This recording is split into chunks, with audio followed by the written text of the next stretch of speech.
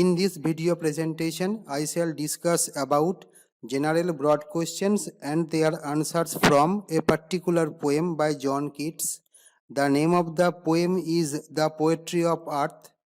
In some editions of Keats's poetry, the poem is entitled as On the Grasshopper and Cricket. At present, as far as I know, the poem is included in the syllabus of class 12 of West Bengal Council of Higher Secondary Education. However, the poem may also be included in the syllabus of school level as well as of college level of other states of India. Now, my dear students, I welcome you all to my educational channel. The name of my educational channel is Priyankar Dotto. Here you can find video presentations on English language and literature of school level, college level, as well as of competitive examinations. Now, without wasting a moment, let us move forward to the main focus of this video presentation. The first question which will be discussed in this video presentation is: how would you assess the significance of the title of Keats's sonnet, The Poetry of Earth? You can write the answer of the question in this way. The title of Keats's sonnet arouses our curiosity as to what constitutes the poetry of earth and how can earth have poetry. To mitigate this curiosity, one reads the poem. This is what a title does. The poem provides the information that the music produced by the grasshopper and the cricket constitute the poetry of earth. They can be heard in summer and winter, the two main seasons of the earth. Side by side, one also understands that here music is a symbol of poetry, the common in both of them being spontaneity and mellifluousness. This organic relationship between the title and the poem justifies the title. Now we shall move to the second question of this video presentation, and the question is: give the substance of Keats's sonnet, The Poetry of Earth. You can write the answer of the question in this way. Nature in general and its objects in particular contributes to the poetry, implying music of the earth. In summer, the scorching heat of the sun makes the birds tired. Still the grasshopper sings at this time. He sings from hedge to hedge of the recently trimmed grassland. However, he becomes tired with the plenitude of enjoyment.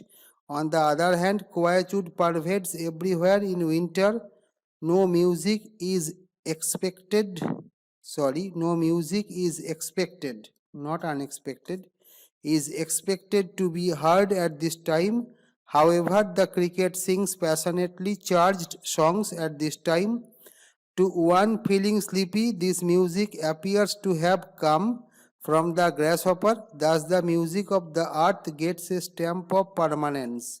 Now, we shall move to the third question of this video presentation, and the question is: give the central idea of Keats's sonnet, The Poetry of Earth.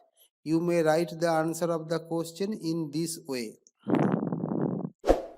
Nature has diverse manifestations in different seasons. However, the enjoyment of nature depends upon one's adaptability.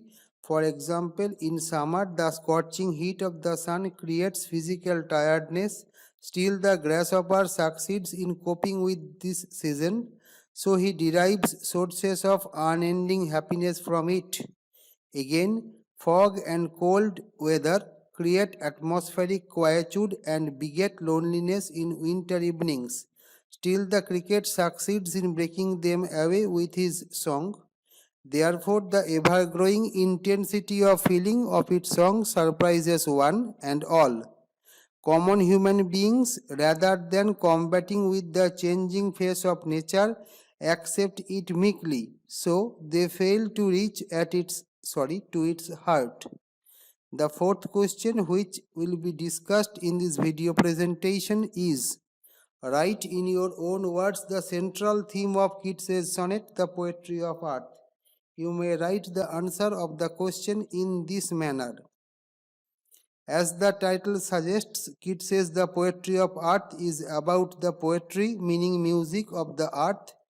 Keats presents this music in the voices of the grasshopper and the cricket. The voice of the grasshopper is heard in summer. The songbirds feel tired in the scorching heat of the sun, so they prefer to take rest than to sing. However, the grasshopper enjoys summer fully and sings about this enjoyment.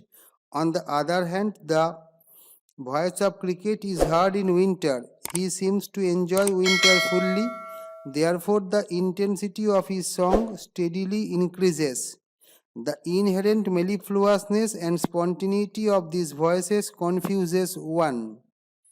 The fifth question which will be discussed in this video presentation is: make a critical analysis of Keats's sonnet The Poetry of Earth. You may write the answer of the question in this way. The Poetry of Earth is a Petrarchan sonnet about the music of the earth. The two parts of this poem express the voices of the grasshopper and the cricket respectively. These two voices constitute this music. The voice of the grasshopper heard in summer noon is expressive of the joy which he finds in nature in this season. Again, the voice of the cricket heard in winter evening speaks of his adaptation with the cold weather of winter. The presentation of these voices has been done through sensuous description. The pleasant mistake of the half-drowsy man provides a dramatic twist to the poem. It also gives the structure a circular shape. The sixth question which will be discussed in this video presentation: identify the voices in the poem The Poetry of Earth. How does Keats establish continuity through these voices? So there are two questions under the same question, that is question number 6. So you may write the answer of the question in this way. In the poem The Poetry of Earth, the voices are those of the grasshopper and the cricket. For the second part of the question, you may write the answer in this way. The voices of the grasshopper constitute the music of summer. On the other hand, the voice of cricket constitutes the music of winter. So there is apparently no continuity in these voices. However, Keats establishes continuity through them. He achieves this on the basis of three factors. This is the vitalmost point of the answer. First, both the grasshopper and the cricket are creatures of nature. Secondly, the two seasons in which they sing constitute the year. Last but not the least, the drowsy man cannot differentiate between the two voices. The seventh question which will be discussed in this video presentation is: why does Keats choose the sonnet form for his sonnet, The Poetry of Earth? Give reasons. The answer to the question may be written in this way. In The Poetry of Earth, Keats wants to establish continuity in the poetry of earth through the voices of the grasshopper and the cricket. The voices of the grasshopper and the cricket constitute the music of summer and winter respectively. Apparently, there is no similarity in these voices. The point of similarity between them lies in the fact that the two seasons constitute the year and that their voices constitute the poetry of earth. This aspect of amity in disparity makes Keats go for the sonnet form divided into an octave and a sestet, functioning as the introduction and conclusion of a specific theme respectively. The eighth question which will be discussed in this video presentation is: describe the winter scene after Keats' The Poetry of Earth. You may write the answer of the question in this way. In winter, cold wind blows, moreover, fog wraps the atmosphere. In such a situation, people feel reluctant to go outside. Therefore, they suffer from a sense of loneliness. No songbird is expected to sing at this time. Naturally, quietude prevails in the atmosphere. You may write naturally, Naturally. Naturally, quietude prevails in the atmosphere. However, the music of nature does not go unheard as the voice of the cricket is heard. The intensity of feeling of this voice steadily increases with the passage of time. The kind of adaptation the grasshopper makes with the atmosphere is really surprising. Thus, the winter scene contributes to the poetry, meaning music of summer. Describe the summer afternoon after Keats says the poetry of earth. In a summer afternoon, the sun shines brightly and radiates scorching heat. Naturally, living creatures in general and songbirds in particular become physically exhausted. Therefore, these birds prefer to take rest in the cool shade of trees than to sing. However, the music of nature does not go unheard as the voice of grasshopper is heard. He seems to enjoy himself fully in summer. Not only that, his enjoyment seems to be unending. His voice is heard when he moves from bush to bush about the recently trimmed grassland. Thus, the scene of the summer noon contributes to the poetry, meaning music of summer. The next question which will be discussed in this video presentation is assess after Keats says the poetry of earth the activities of the grasshopper. The answer to the question may be written in this way. The grasshopper is a small insect that lives in the grass. However, his action is large so far as the making of the poetry of earth, so far as the poetry meaning music of the earth is concerned. During noon in summer, he moves from bush to bush about the recently trimmed grassland. He enjoys himself in the process. His voice heard at this time constitutes the music of nature in summer. It seems that his enjoyment has no ending. However, too much enjoyment on his part makes him physically tired. Then he decides to repose under some wild plants. The 11th question which will be discussed in this video presentation is assess after Keats says the poetry of earth the activities of the cricket. You may write the answer of the question in this way. The cricket is a small insect that lives in the grass. However, his action is large so far as the making of the poetry meaning music of the earth is concerned. In winter evenings, people feel troubled with the mist and cold air of winter. However, at this time he takes shelter in the hotmost part of the tree. Thus he prevents himself from the cold wind of winter. In the process he adapts to the winter season. Then his voice is heard. The intensity of feeling in this voice steadily increases with the passage of time. Thus his voice constitutes the music of nature in winter. We have come to the penultimate question of this video presentation, and the question is, how would you judge John Keats' The Poetry of Earth as a Petrarchan sonnet? You may write the answer to the question in this way. Keats says the poetry of earth is about the music of the earth. The voices of the grasshopper and the cricket are said to constitute this music. These voices have been presented in the octave and the sestet.